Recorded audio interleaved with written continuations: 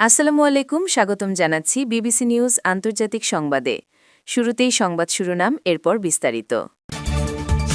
যে কারণে মক্তবের শিক্ষককে খুব ভয় পেতেন খামেনি। খামেনি হওয়ার আগেই আরাফি নিহতের গুঞ্জন। আলী রেজা আরাফি কি হচ্ছেন পরবর্তী খামেনি? ইসরায়েল ও সৌদির চাপেই ইরানে যুক্তরাষ্ট্রের হামলা। Bernie Sanders. আপনি যদি ইসরায়েলের ধ্বংস চান এবং মুসলিমদের পাশে থাকেন, তাহলে ভিডিওতে লাইক করে চ্যানেলটি অবশ্যই সাবস্ক্রাইব করে দিবেন এবং আপনার মূল্যবান মতামত অবশ্যই কমেন্টে লিখে জানিয়ে দিবেন। এখন বিস্তারিত। যে কারণে মক্তবের শিক্ষককে খুব ভয় পেতেন খামেনি। ১৯৩৯ সালে উত্তর পূর্ব ইরানের মাশহাদ শহরে এক ধর্মীয় পরিবারে জন্ম নেওয়া আয়াতুল্লাহ আলী খামেনি। তার পরিবার জাতিগতভাবে আজারবাইজানি। প্রতিবেশী ইরাক থেকে তাদের পূর্বপুরুষেরা ইরানে এসে বসতি স্থাপন করেন।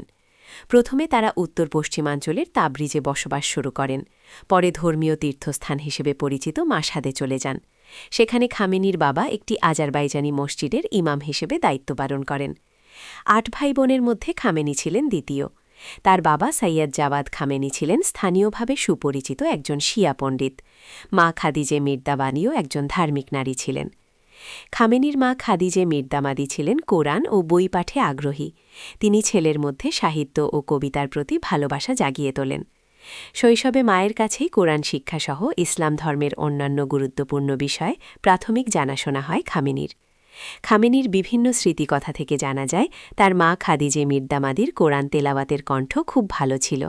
তিনি এটাও উল্লেখ করেছেন যে শৈশবে তার চরিত্র গঠনে মায়ের ভূমিকা ছিল অত্যন্ত গুরুত্বপূর্ণ। আলী খামেনির বয়স যখন ৪ বছর, তখন বড় ভাই মুহাম্মদের সঙ্গে তিনি স্থানীয় একটি মক্তবে যাওয়া শুরু করেন। নিজের স্মৃতিকথায় খামেনি বলেন তিনি মক্তবের শিক্ষককে ভয় পেতেন। এর কারণ ওই শিক্ষক প্রতি শনিবার শিক্ষার্থীদের সারিবদ্ধভাবে দাঁড় করিয়ে মাথা থেকে পা পর্যন্ত পেটাতেন। আপনি যদি ইসরায়েলের ধ্বংস চান এবং মুসলিমদের পাশে থাকেন, তাহলে ভিডিওতে লাইক করে চ্যানেলটি অবশ্যই সাবস্ক্রাইব করে দিবেন এবং আপনার মূল্যবান মতামত অবশ্যই কমেন্টে লিখে জানিয়ে দিবেন। খামেনি হওয়ার আগেই আরাফি নিহতের গুঞ্জন। ইসরায়েল ও যুক্তরাষ্ট্রের যৌথ হামলায় ইরানের সর্বোচ্চ নেতা আয়াতুল্লাহ আলী খামেনি নিহত হওয়ায় বড় নেতৃত্ব সংকট তৈরি হয়েছে। দুই পরাশক্তির বিরুদ্ধে যুদ্ধ চালিয়ে যেতে ইতোমধ্যে ৩ সদস্যের অন্তর্বর্তীকালীন নেতৃত্ব কাউন্সিল গঠন করেছে দেশটি। এর অন্যতম সদস্য হলেন আয়াতুল্লাহ আলী রেজা আরাফি। তিনি পরবর্তী খামেনি হতে পারেন বলে যখন জোর আলোচনা হচ্ছে, ঠিক তখনই আরেকটি খবর ভেসে বেড়াচ্ছে। তা হল আরাফিও নাকি ইসরায়েল ও যুক্তরাষ্ট্রের হামলায় নিহত হয়েছেন। মার্কিন আগ্রাসনের পর ব্যাপক বিপর্যয়ের মুখে পড়েছে ইরান।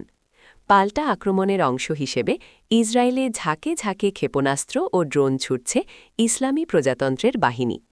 একই সঙ্গে প্রতিশোধমূলক আঘাতের অংশ হিসেবে উপসাগরীয় দেশগুলোতেও হামলা করছে ইরান। আরাফির আগমন। তুর্কি ওয়েবসাইট এভরি মাগাছি বলছে আয়াতুল্লাহ আলী রেজা আরাফি একজন জ্যেষ্ঠ আলেম এবং ইরানের ধর্মীয় ও রাজনৈতিক ব্যবস্থার দীর্ঘদিনের প্রভাবশালী ব্যক্তিত্ব।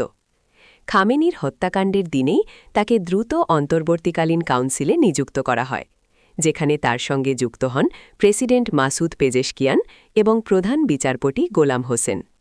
এই কাউন্সিলের মূল লক্ষ্য হল যতক্ষণ না অ্যাসেম্বলি অফ এক্সপার্টস একজন স্থায়ী সর্বোচ্চ নেতা নির্বাচন করছে, ততক্ষণ পর্যন্ত দেশের শাসন ব্যবস্থা, স্থিতিশীলতা এবং প্রাতিষ্ঠানিক ধারাবাহিকতা বজায় রাখা। আপনি যদি ইসরায়েলের ধ্বংস চান এবং মুসলিমদের পাশে থাকেন, তাহলে ভিডিওতে লাইক করে চ্যানেলটি অবশ্যই সাবস্ক্রাইব করে দিবেন এবং আপনার মূল্যবান মতামত অবশ্যই কমেন্টে লিখে জানিয়ে দিবেন। এখন বিস্তারিত। আলী রেজা আরাফি কি হচ্ছেন পরবর্তী খামেনি? ইসরায়েল ও যুক্তরাষ্ট্রের যৌথ হামলায় ইরানের সর্বোচ্চ নেতা আয়াতুল্লাহ আলী খামেনি নিহত হওয়ার পর দেশটিতে বড় নেতৃত্ব শূন্যতা তৈরি হয়েছে। এমন পরিস্থিতিতে দুই পরাশক্তির বিরুদ্ধে যুদ্ধ চালিয়ে যেতে তড়িঘড়ি করে ৩ সদস্যের অন্তর্বর্তীকালীন কাউন্সিল গঠন করেছে তেহরান। এতে প্রেসিডেন্ট মাসুদ পেজেশকিয়ান ও সুপ্রিম কোর্টের প্রধান বিচারপতি গোলাম হোসেন মোসেনি এজেইয়ের সঙ্গে স্থান পেয়েছেন দেশটির গার্ডিয়ান কাউন্সিলের সদস্য ও প্রখ্যাত আলেম আয়াতুল্লাহ আলী রেজা আরাফি। এ ৩ জনের মধ্য থেকে শীঘ্রই একজনকে শীর্ষ নেতা নির্বাচন করা হবে বলে ইরানের পররাষ্ট্রমন্ত্রী জানিয়েছেন। এরপর থেকেই আলীরেজা আরাফিকে নিয়ে চলছে বিস্তর আলোচনা ও গুঞ্জন। তিনিই কি তাহলে পরবর্তী খামেনি হবেন, এমন প্রশ্ন সচেতন মহলের মুখে মুখে। শনিবার ২৮ ফেব্রুয়ারি যুক্তরাষ্ট্র ও ইসরায়েলের হামলায় ইরানের সর্বোচ্চ নেতা আয়াতুল্লাহ আলী খামেনি নিহত হন। এরপর মূলত দেশটিতে একক নেতৃত্ব নেই। যুদ্ধ চালিয়ে যাওয়া বা বন্ধ করার নির্দেশনা কে দেবেন, এটি নিয়েও আলোচনা আছে। এমনকি ইরানের বাহিনীগুলোর উপরও এখন কারও নিয়ন্ত্রণ নেই। সেনাবাহিনী ও বিপ্লবী বার্ড বাহিনীর জেনারেলরা তাদের ইচ্ছেমতো প্রতিশোধমূলক হামলা চালিয়ে যাচ্ছেন বলে রোববার ১ মার্চ এক সাক্ষাৎকারে জানিয়েছেন দেশটির পররাষ্ট্রমন্ত্রী। আপনি যদি ইসরায়েলের ধ্বংস চান এবং মুসলিমদের পাশে থাকেন তাহলে ভিডিওতে লাইক করে চ্যানেলটি অবশ্যই সাবস্ক্রাইব করে দিবেন এবং আপনার মূল্যবান মতামত অবশ্যই কমেন্টে লিখে জানিয়ে দিবেন। এখন বিস্তারিত। ইসরায়েল ও সৌদির চাপেই ইরানে যুক্তরাষ্ট্রের হামলা। Bernie Sanders.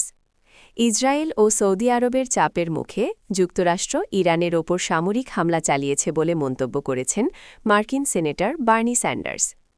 সোমবার ২ মার্চ ফেসবুকে দেওয়া এক পোস্টে স্যান্ডার্স অভিযোগ করেন, ইসরায়েল ও সৌদি আরব যুক্তরাষ্ট্রকে ইরানের বিরুদ্ধে হামলা চালাতে প্রভাবিত করেছে।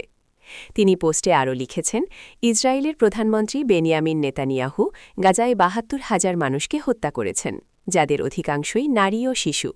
পাশাপাশি সৌদি আরবকে তিনি একটি নির্মম একনায়কতান্ত্রিক রাষ্ট্র হিসেবে উল্লেখ করে বলেন, সেখানে ভিন্ন মতের কোনো স্থান নেই। এসব নেতারাই ইরানে স্বাধীনতা আনতে চায়? কেউ কি সত্যিই এটা বিশ্বাস করে?